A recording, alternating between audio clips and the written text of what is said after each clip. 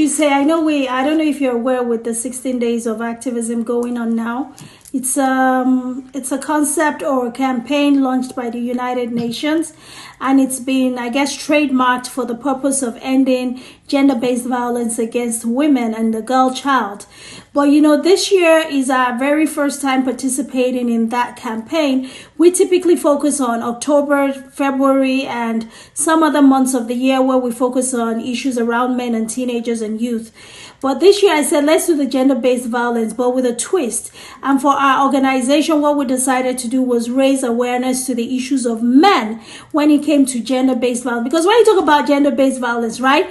Gender is either male or female. I know everyone is focusing on women and the female child. But my thinking is, okay, everyone is doing that, but does it mean that that's the only thing that needs to be done?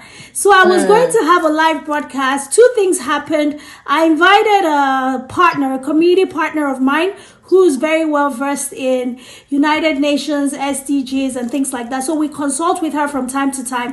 And when I sent her the outline for the live broadcast, she was like, well, Dr. O, I don't understand. This is about gender-based violence and 16 days of activism, but I see that you're focusing on men's mental health and men against abuse. I said, I don't understand. Are men not a gender? Are they not qualified to be a gender that needs to be advocated for? I didn't even go that far. I just let her see everything. And she was like, yeah, this campaign has been trademarked for the United Nations. It's color orange. It's this. I said, yeah, I know.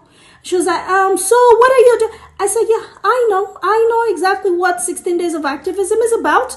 But as an organization, we have chosen the area that we want to advocate for, and if you would like to join me, we're going to touch on those things, but our focus remains men.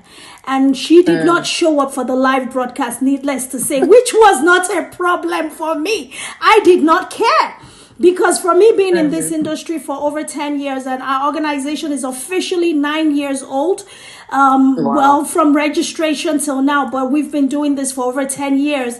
I understood that the mindset is very important and the work is highly needed. In fact, that singular act reinforced my resolve to say, we need to do more to advocate for men and to really bring that up to a level where we even take it to the United Nations, possibly proposing next year during the United Nations Assembly, going to New York to see, because I was going to go anyway, but now I think I have more of a purpose for going to seeing how I can even get to speak to some people that can get me to present this as a case that needs to be taken up.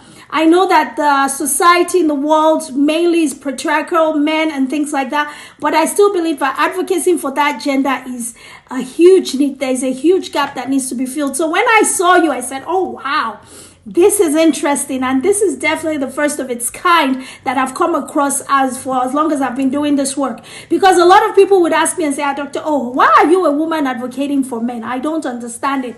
So it's good that I found someone who is also female doing the work as well. So thank you so much, Miss Halima. I really resonate with everything that you've discussed. But just to kind of